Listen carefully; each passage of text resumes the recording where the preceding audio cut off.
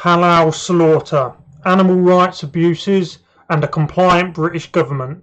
That's what we'll be discussing today on the Hodcast. Greetings, free thinkers. Now let's get straight down to it. What is the actual definition of halal slaughter, as taken from a Google search, which in itself draws its results from multiple sources that actually promote halal slaughter as a humane method of slaughter? So here it is. Under the Muslim method of slaughter, known as the zabiha, a surgically sharp instrument is used to cut straight through an animal's throat, windpipe, and the blood vessels in its neck. It kills it instantly. Under Islamic law, it allegedly kills it instantly. Now, I have watched videos of this type of thing happening, and I can assure you it is not instant. It is not instant. It's a horrible way to go. It is suffering. Okay, it is animal cruelty, and I disagree with it profoundly. But let's continue. Under Islamic law, animals can be stunned before procedure. Now, did you notice the little caveat there? As I said, can. They can be stunned before procedure. Okay, so just how many animals in the United Kingdom are or are not stunned before what is, I can assure you, it's an extremely traumatic and painful death. So, what you can see here, this is taken from the RSPCA's own website, and it's on potential animal rights sufferings in regards to halal slaughter, and bearing in mind this is just the United Kingdom. Now, these people the RSPCA, their entire aim in life, the goal of this organisation is to ensure animal rights. Okay, so let's read. The practice of slaughter without stunning can cause suffering to millions of animals, farm animals. Current law requires animals to be stunned before slaughter, rendering them insensible until pain supervenes. However, exemptions are allowed, okay, that permit non-stun slaughter for of course, religious grounds. Now, and we all know who that is, okay? Now, you could argue that, well, the Jewish do this as well with their kosher meat, and of course they do. However, but if you look at the global market, whether it's just in England or anywhere else in the West, anywhere outside of Israel, okay, the total number of animals that are slaughtered inhumanely are, in a Jewish or kosher tradition, are going to be negligible, okay? Compared to halal, the numbers are going to be very, very small. Okay, so let's carry on. In the UK, 58% of halal meat comes from animals which have been stunned before slaughter and certified halal. And this is the bit that irritates me, yeah? Showing that stunning and slaughter for religious purposes can work together. That is the RSPCA. That is the RSPCA cautiously making a case for halal slaughter. Isn't it strange how I just find it so bizarre how many principles that people from the Western world and from Western culture are willing to swallow and ignore in the name of diversity. Okay, free thinkers, so why is halal slaughter such a concern, and why should we worry about it in the first place? Well, other than the obvious animal rights abuses that we've mentioned prior, it is also important to remember that the current population growth projections for European countries such as Sweden and Germany and the United Kingdom point heavily towards a potential Muslim majority in the year 2050. It is vital that people understand that, unlike most other religions, and even the two other Abrahamic religions, Islam is not just a simple religion, it is an incredibly powerful religious, socio-economic, militaristic system of governance with its own set of laws, which the believer has to follow above all else, because to follow any other law or set of laws is considered idol worship.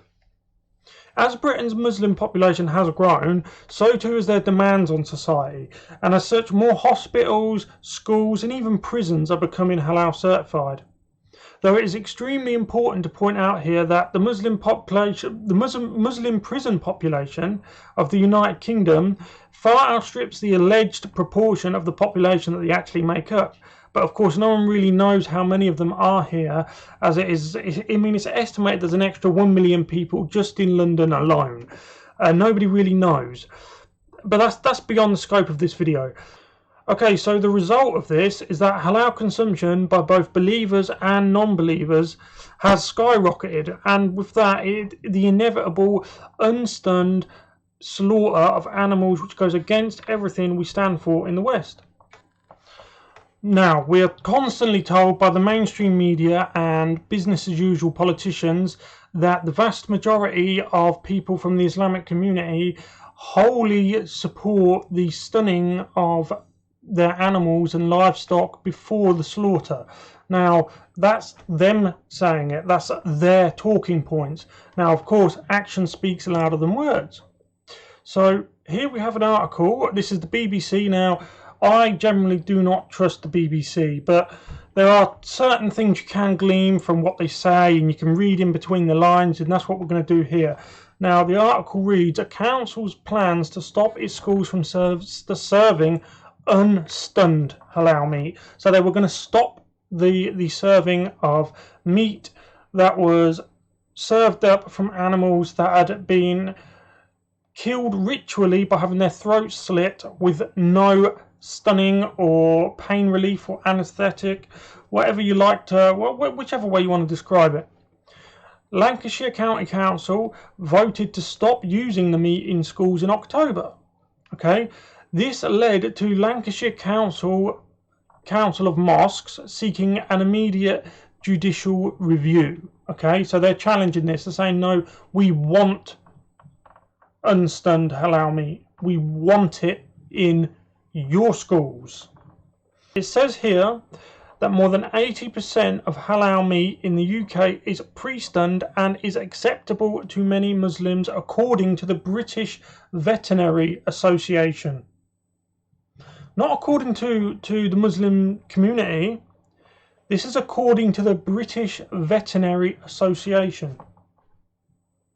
So we have the British Veterinary Association saying the vast majority of them, that they support the stunning, yet when the stunning gets considered for a ban, the Muslims themselves, the Lancashire Council of Mosques, seek a judicial review. I will leave the final word to the Muslim Food Board, which is a quango here in the United Kingdom, which just goes to show you, after hearing this, it'll just go to show you how far down the road of capitulation we've actually gone. Now, I'm sure you can see the 2 points on your screen here and read them, but I shall read you a portion of the script below, and if you would like to do a full search, if you think it's been taken out of context, or if you want to just do further research yourself, you can go to any search engine. I would recommend DuckDuckGo, and you can search for anything you see on the screen now, and you should be able to find it and read through the whole thing in its entirety. Anyway, it says here, it is in the Hidayah that if a Muslim sends his servant or slave to purchase meat, then the servant must say that he has purchased this meat from a Muslim. Then only will it be permissible to eat. Since the word of the kafir is accepted in general business affairs, well, thank you very much, and if the saying of a kafir is in the matter of integrity or trust, then his word would have been unacceptable. And as for those points 1 or 2, I will read them out. It says, the kafir who purchases and brings the meat is your servant or a slave. And 2, he must also say that he has purchased and bought the meat from a Muslim. With language as self-serving and as strong as this, is it any wonder that concerns over the practices used in regards to halal slaughter and in other practices related to the religion itself are on the rise? The capitulation of the West and the rise of halal slaughter. What do you think, free thinkers? I'd love to know in the comment section, and as always, if you like this video, I would be very grateful and honoured if you could subscribe and like the video, as that really helps me out, and I will see you in the next one.